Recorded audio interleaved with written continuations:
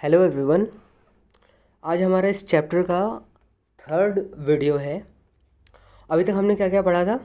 Animals के बारे में थोड़ा सा, एनिमल्स का कैरेक्टरिस्टिक देखा था, एनिमल्स होते कैसे कैसे हैं, एनिमल्स की खास बातें क्या हैं उसके बारे में हमने देखा था। फिर अलग अलग तरीके के एनिमल्स होते हैं, उनके फूड हैबिट्स के बारे में थोड़ा सा पढ़ा था। और एक एनिमल दूसरे एनिमल से कैसे डिफ्रेंशिएट कर पाता है, तो एक एनिमल दूसरे एनिमल से अलग कैसे है, इसके बारे में भी हमने थोड़ा सा पढ़ा था। उसके बाद हम इंसेक्ट्स के बारे में पढ़ रहे थे। ठीक है, इंसेक्ट्स के बारे में हमने पढ़ लिया था कि इंसेक्ट्स के 6 पैर होते हैं और उनके कान के बारे में भी हमने थोड़ा सा पढ़ा था। ठीक है, अब हम आगे कंटिन्यू करेंगे लेगलेस एनिमल्स से। लेगलेस मतलब ऐसे जानवर जिनके पैर नहीं होते, ऐसे जानवरों को क्या बोलते हैं? Legless animals. तो इसके बारे में क्या कह रहा है? There are some animals which have no legs at all. Snakes and fish are the examples of such animals. तो कुछ ऐसे जानवर होते हैं जिनके पास पैर होते ही नहीं हैं। तो उसका एग्जाम्पल क्या है? स्नेक है और फिश है। ठीक है, अब आप भी उसके बारे में अगर सोचो तो आपने कभी देखा है कि सांप के 2 छोटे छोटे पैर हैं, उस पर वो चल रहा हो, वो रेंगता है ना सांप। और मछली जो क्या करती है, मछली भी ऐसे अपने पूंछ के सहारे वो ऐसे जिगजैग मोशन करते हुए अपने बॉडी को ऐसे मूव कराते कराते वेव के फॉर्म में मूव कराती है और आगे बढ़ती है। आपने देखा ही होगा, टीवी में देखा हो या फिर आपने अपने यहाँ पे कहीं पे पॉन्ड वगैरह में देखा हो, लेकिन देखा ज़रूर होगा। ठीक है, तो अब आगे बढ़ते हैं। Different ways of living. Different ways of living मतलब अलग अलग जानवरों का अलग अलग तरीका रहने का या जीवन जीने का। ठीक है, अब सबसे पहला पॉइंट कह रहा है, सबसे पहला जो टॉपिक है, सब टॉपिक है, वो है movement of footed animals. Movement of footed animals मतलब ऐसे जानवर जिनके पैर होते हैं उनका मूवमेंट कैसे होता है, उसके बारे में हम पढ़ रहे हैं। बहुत बहुत आराम से धीरे धीरे करके पढ़ेंगे और सारी चीज़ें आपको ढंग से ध्यान से पढ़ना है और नोट्स बनाते जाना है। क्लियर है? कह रहा है all 4 footed animals move on their legs. कह रहा है कि जिनके 4 पैर होते हैं वो तो अपने पैरों पे ही चलते हैं, सारे के सारे पैर यूज़ करते हैं चलने के लिए। But their ways of moving are different from each other such as. कह रहा है कि उनके जो मूवमेंट करने के जो तरीके हैं, उनका जो चलने का तरीका है, उस सबका अलग अलग तरीका है। ठीक है, सबसे पहला क्या दिया हुआ है? The tiger and Lions run very fast, they have very strong legs and muscles. Tigers और लायंस के बारे में क्या कह रहा है कि बहुत तेज़ दौड़ते हैं, ये हमें पहले से पता भी है। They have very strong legs and muscles. अगर इनके लेग्स जो है वो बहुत स्ट्रॉन्ग नहीं होते तो बहुत तेज़ कहाँ से दौड़ पाते? जहाँ जैसे अगर बहुत तेज़ दौड़े उसके पीछे बहुत ज़्यादा ताकत लग रही होगी, उनके मसल्स में बहुत ज़्यादा ताकत होनी चाहिए होगी, तभी तो वो दौड़ पाएंगे। अदरवाइज़ इतना अगर कमज़ोर सा मसल होगा उनका तो जैसे दौड़ने जाएंगे उनके पैर की हड्डी टूट जाएगी, हड्डी टूट जाएगी तो फिर वो दौड़ ही नहीं पाएंगे। इसीलिए इनकी बनावट ही ऐसी होती है कि इनके पैर और मसल्स, ठीक है, वो बहुत ही ज़्यादा स्ट्रॉन्ग होते हैं। ठीक है, अगला पॉइंट दिया हुआ है an elephant has very thick legs. Thick मतलब मोटा। आपने देखा भी होगा, अगर आपके आसपास में कभी आपको मौका मिला होगा, शायद मौका मिला होगा आपको देखने का, कि हाथी के जो पैर होते हैं बहुत मोटे मोटे होते हैं। So it can not run very fast. अब जितना मोटा पैर होगा उतना ही ज़्यादा मुश्किल होगा उसको दौड़ने में। अब एक आदमी है जो बहुत ज़्यादा फैटी है, जिसके पैर बहुत मोटे मोटे हैं, जिसका पूरा बॉडी बहुत मोटा मोटा है, तो अपना बॉडी ही वो संभाल नहीं पाएगा, वो दौड़ेगा कैसे? है कि नहीं? ठीक है, तो इससे हमें पता चलता है कि जितना ज़्यादा मोटा एनिमल होगा उतना ही उसको तकलीफ़ होगी दौड़ने में। अच्छा, अब एक बात बताओ, एलिफेंट्स को तो वैसे दौड़ने की ज़रूरत भी नहीं है, क्योंकि शेर है, शेर और बाघ, इन दोनों को दौड़ने की ज़रूरत क्यों है? क्योंकि ये मांसाहारी जीव हैं, मांसाहारी हैं, तो इनको जो है मांस ही खाना है। अब हाथी है, हाथी को क्या है, इसको जो है पूरा सारे पेड़ पौधे ही तो खाने हैं, तो इसको जो अपने फूड के लिए बहुत ज़्यादा मेहनत नहीं करनी पड़ती है। आसपास में जहाँ भी चलेगा उसके बगल में कहीं ना कहीं पेड़ पौधे मिल ही जाएंगे।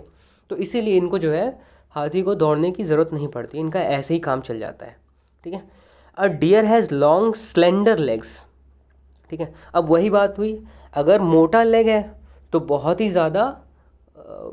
ज़्यादा मुश्किल होगा दौड़ने में, और वही स्लेंडर अगर बहुत पतले पतले पैर हैं तो दौड़ने में बहुत ज़्यादा आसानी होगी। तो इसीलिए एक हिरन जो होता है, हिरन को दौड़ने में बहुत आसानी होती है। क्यों? क्योंकि इनके पैर बहुत ही ज़्यादा पतले होते हैं।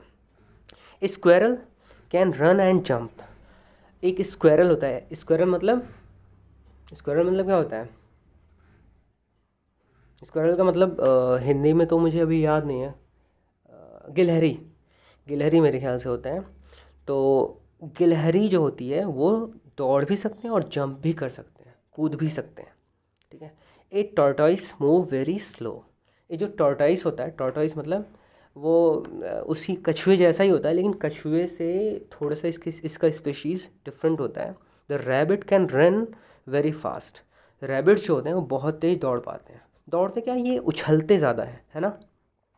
तो एक बार इन सब का हम एक बार फ़ोटो देख सकते हैं, वो आगे दिया हुआ है। जैसे देखो ये बाघ का दिया हुआ है और हिरन का दिया हुआ है, आगे एक स्क्वायरल का दिया हुआ, और ये देखो ये है, अभी हमने किसको डिस्कस किया था? टॉर्टॉइस। टॉर्टॉइस के बारे में हमने डिस्कस किया था। तो ये है वो टॉर्टॉइस। टॉर्टॉइस थोड़ा सा कछुए से डिफरेंट होता है। क्लियर है? इसके बाद आगे हम मूव करेंगे, movement of legless animals. Legless animals के बारे में हमने थोड़ा सा डिस्कस किया भी था, अब उसी को हम आगे पढ़ेंगे। कह रहा है the earth worm slide with the movement of its segments. Segments मतलब आपने देखा होगा जो अर्थवर्म्स होते हैं, अर्थवर्म होते क्या हैं? अर्थवर्म मतलब वो जो केंचुए होते हैं उन्हीं को अर्थवर्म्स बोलते हैं। ठीक है। अब देखना उनके अंदर मूवमेंट कैसे होता है। वो अपनी पूरी बॉडी को एक जगह पे इकट्ठा करते हैं, फिर वापस से उसको एक्सपेंड करते हैं, उसके बाद वापस से उसको फैलाते हैं। तो जब फैलाएंगे तो उनका बॉडी थोड़ा सा आगे चल चुका होगा। तो मूवमेंट ऑफ इट्स सेगमेंट्स मतलब इनके छोटे छोटे पार्ट्स। ठीक है। इनके छोटे छोटे पार्ट्स अलग अलग मूव करते हैं। वही जो है जब सारे अलग अलग स्लाइड हो रहे होते हैं, स्लाइड मतलब फिसल रहे होते हैं, फिसल के जो है ये आगे बढ़ते हैं। ठीक है।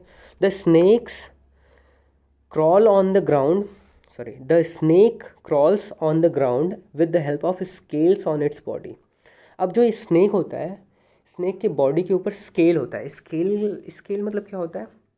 आपने मछली देखी होगी। मछली अगर किसी के घर पे आता होगा, कोई फ़िश खाता होगा, तो देखना कि फ़िश के ऊपर कुछ होता है, कुछ बिल्कुल चमकीला चमकीला सा होता है। तो आपके घर में उसको पहले उतारा जाता है, उसको साफ़ किया जाता है, बिल्कुल शाइनी सा होता है, तो उसी को स्केल बोला जाता है।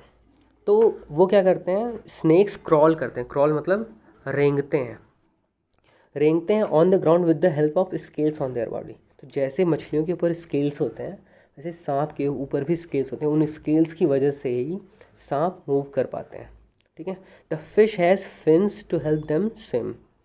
फिश के पास फिन्स होते हैं। ठीक है। फिन्स आपको याद रखना है।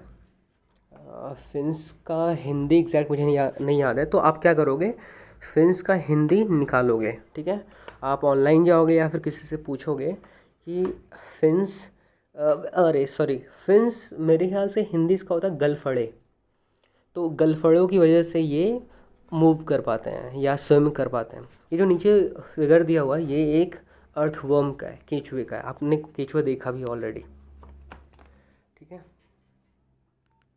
तो इसके बाद आगे बढ़ रहे हैं, फूड हैबिट्स के बारे में हम पढ़ेंगे। फूड हैबिट्स में प्लांट ईटिंग एनिमल्स, ऐसे एनिमल्स जो प्लांट्स खाते हैं, उनको क्या बोलते हैं? हर्बीवोर्स।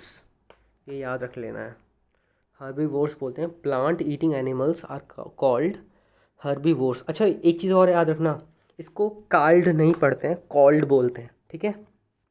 तो आप कभी भी काल्ड नहीं बोलोगे, कॉल्ड बोलोगे। ठीक है। तो इसका एग्जाम्पल क्या है? Cows, buffaloes, bullocks, camels, deer, goat, etc. ये सारे जो एनिमल्स हैं, ये सारे क्या करते हैं? ये सिर्फ और सिर्फ घास खाते हैं। ठीक है। तो जो सिर्फ और सिर्फ घास खा रहे हैं, एक तरीके से ये प्लांट्स खा रहे हैं, प्लांट्स के ऊपर इनकी डिपेंडेंसी है। ठीक है। तो प्लांट्स के ऊपर अगर डिपेंडेंसी मतलब निर्भरता, तो अगर इनकी निर्भरता प्लांट्स के ऊपर है तो इनको क्या बोला जा रहा है, हर्बीवोर्स। तो ऐसे जानवर जो प्लांट्स खाते हों उनको क्या बोला जाता है, हर्बीवोर्स।